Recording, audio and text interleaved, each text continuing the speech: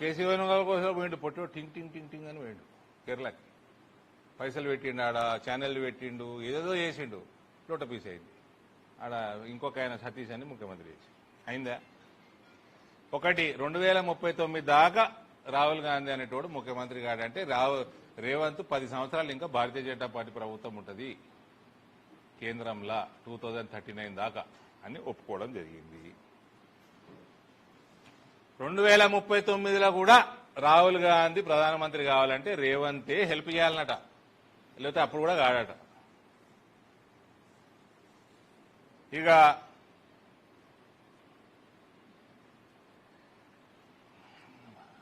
Public opinion, parliament opinion BJP side వాళ్ళు కూడా అన్నారు, మా అత్యుత్త నాయకులు కూడా అన్నారు, నీకంటే మీ చెల్లె మేలున్నదా ఆమెను ముందర కూర్చోబెట్టున్నట్టే, రాహుల్ గాంధీ కంటే ప్రియాంక గాంధీ మేలున్నది ఆమె కూర్చోబెట్టమని మా నాయకులే అన్నారు.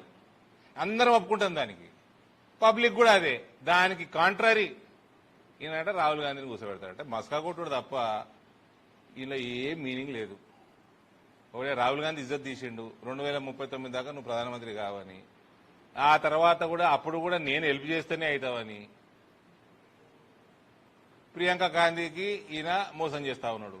పబ్లిక్ ఒపీనియన్ ఆమె దిక్కున్నది, ఈ రకంగా ఉన్నది. ఈయన అన్ని పనికి మాల మాటకారండి. ఈయనను ఎందుకు చేసుకున్నాండి ముఖ్యమంత్రి? కోమటిరెడ్డి వెంకటరెడ్డి గారు ఉంటారండి, ఆయన ఇది జెన్యున్ పర్సన్.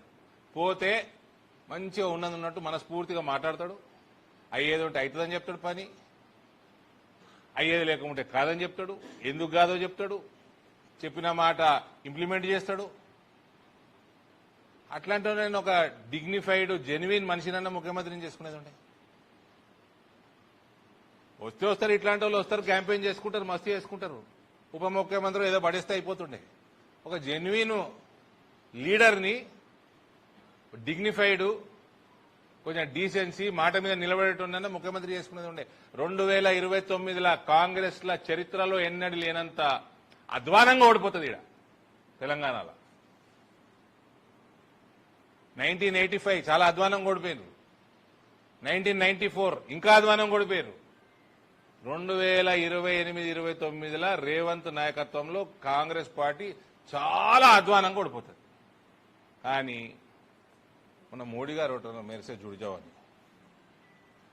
మరి ఏమన్నా ఉందో నాకైతే తెలియదు. చాలా చిన్న కార్యకర్తని బీజేపీలో, ఏమన్నా లింక్ ఉందేమో మరి నాకైతే తెలియదు.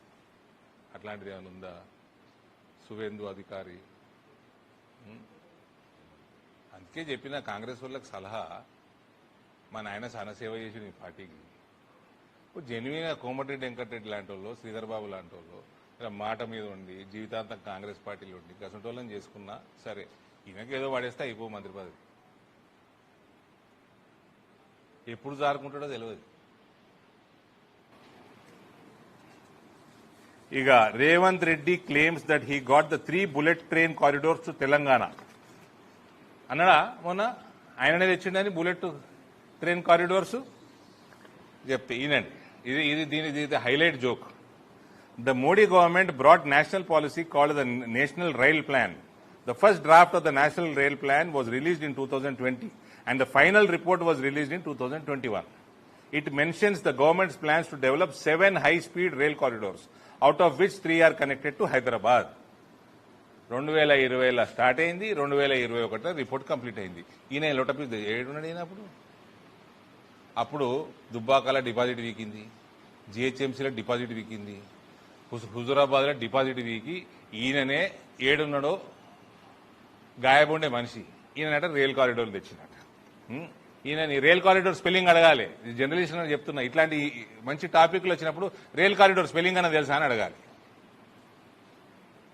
ఈయనకి ఏం సంబంధం అండి? 2021లో అయిపోయింది ప్రణాళిక, ఇప్పుడు వచ్చినాయి అవన్నీ.